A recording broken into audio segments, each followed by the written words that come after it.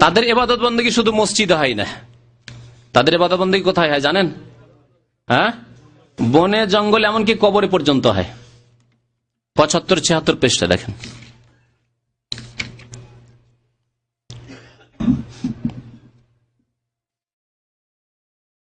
তাই আমাদের বড় পীর সাহেব কিবলা মাওলার প্রেম সহ্য করিতে না পারিয়া শাম দেশের জঙ্গলে থাকিয়া 12 বৎসর যাবৎ গাছের পাতার রস পান করিয়া জীবনযাপন করিয়াছেন এবং নির্জনে বসিয়া মাওলায় পাকের সাথে ইশক মহব্বতের খেলা খেলিয়াছেন। বড় পীর আব্দুল কাদের জিলানীর অবস্থা এই যে ইরাক থেকে বেরিয়ে শাম দেশে গিয়ে কি করত, জঙ্গলে থাকিয়া 12 বৎসর ধরে তাকে শয়তান গোমরা করেছে। কখন? যদি ঘটনা সত্য থাকে। আর যদি ঘটনা সত্য না থাকে তো মিথ্যার অনেক রটনা কিন্তু আছে, বুঝতে পেরেছেন না?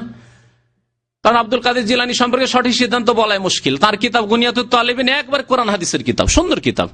আবার এই সব কথাবার্তা যে বলা হচ্ছে যদি সত্য হয় তাহলে তিনি বিভ্রান্ত হয়েছেন পরবর্তী জীবনে, আগের জীবনে বা পরের জীবনে, যে হোক না কেন একটা জীবন ছিল, তার বিভ্রান্তির জীবন ছিল।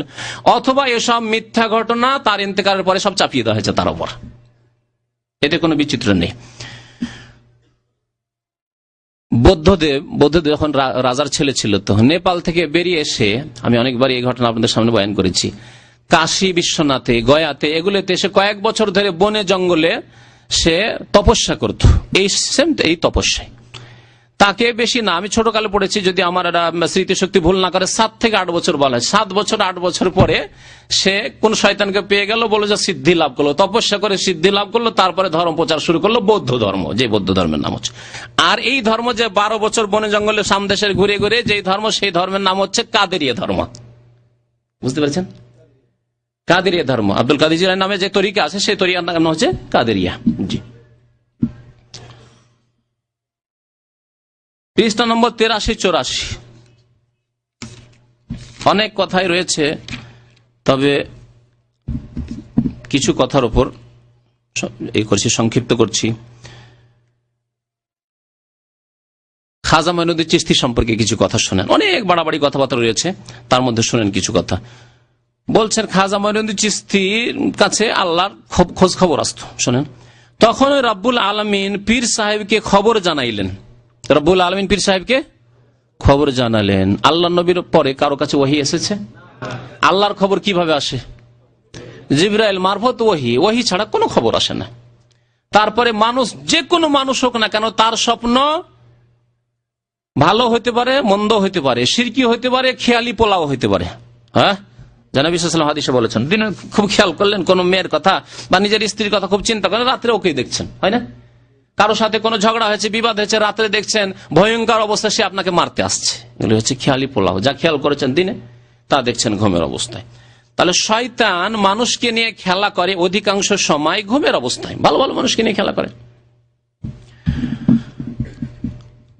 ওহীর দরজা বন্ধ হয়ে গেছে নবী করিম সাল্লাল্লাহু আলাইহি সাল্লামের ইন্তেকালের সাথে। কি বলা হচ্ছে, কি শুনাইলাম, শুনলেন না? তখন ওই রব্বুল আলামিন পীর সাহেবকে খবর জানান যে মঈনুদ্দিন আমার মহব্বত পাইবার জন্য যাহা করিয়াছে ও বলিয়াছে, তাহা আমি সবই দেখিয়াছি ও শুনিয়াছি।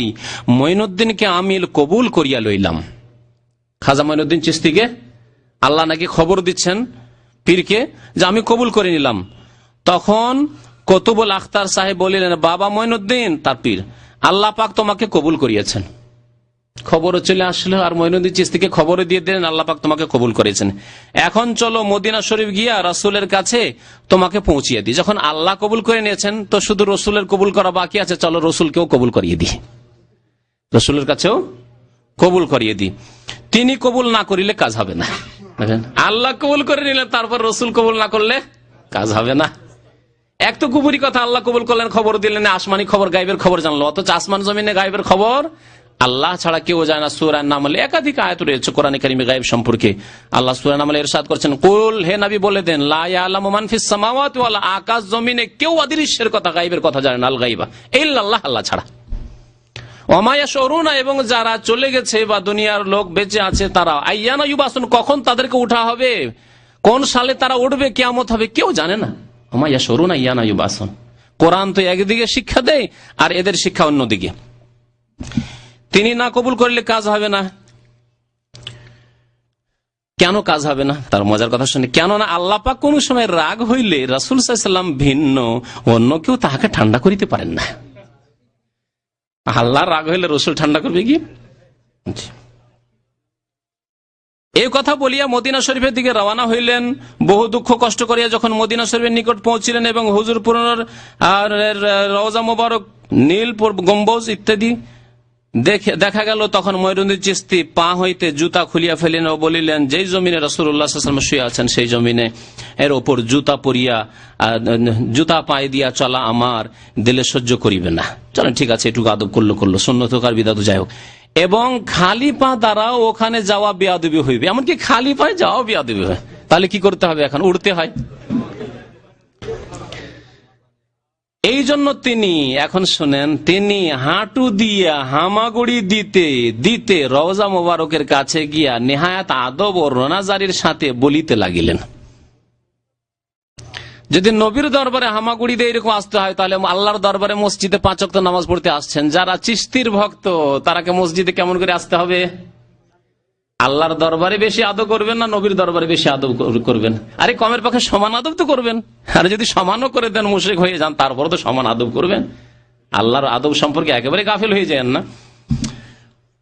তো হামাগুড়ি দিতে দিতে রওজা মোবারকের কাছে নিহায়াত আদব ও রোনাজারির সাথে বলিতে লাগলেন, আসসালাতু ওয়াসসালামু আলাইকা ইয়া রাসূলুল্লাহ, আসসালাতু ওয়াসসালামু আলাইকা ইয়া হাবিবাল্লাহ। এইসব কিসসা কাহিনী গড়া হয়েছে। তারপরে শুনেন আরো মজার কথা, যখন এই সালাম পেশ করা হইল, তখন রওজা পাক হইতে বলুন আওয়াজে জবাব আসিল, ওয়া আলাইকাস সালাম ইয়া ইবনি, হে বৎস, হে আমার ছেলে, তোমার উপর সালাম হোক। ও হে আমার পুত্র, তোমার উপর আল্লাহ পাকের রহমত নাজিল হোক। সালামের জবাব চলে আসলো। আল্লাহ নবীর প্রিয়তমা কন্যা ফাতেমা রাদিয়াল্লাহু তাআলা আনহা, তার জন্য কোনদিন জবাব এসেছে ওয়া আলাইকাস সালামের? প্রিয়তমা স্ত্রী আয়েশা রাদিয়াল্লাহু তাআলা, তার জন্য কোনদিন জবাব এসেছে? কোন হাদিসে শুনেছেন কোনদিন? হোসেন রাদিয়াল্লাহু তাআলা আনহু যখন ইরাকের মুখে বিদায় হয়ে গেলেন, তখন কোন পরামর্শ এসেছে? কত ভালোবেসেছেন হোসেন রাদিয়াল্লাহু তাআলা আনহুকে, প্রিয় নাতিকে। হাসানকে কত ভালোবেসেছেন। হাসানকে সাবধান করেছেন যে বাবা, তোমার সামনে যে খাবার আছে, বিষ দেওয়া হয়েছে, সাবধান।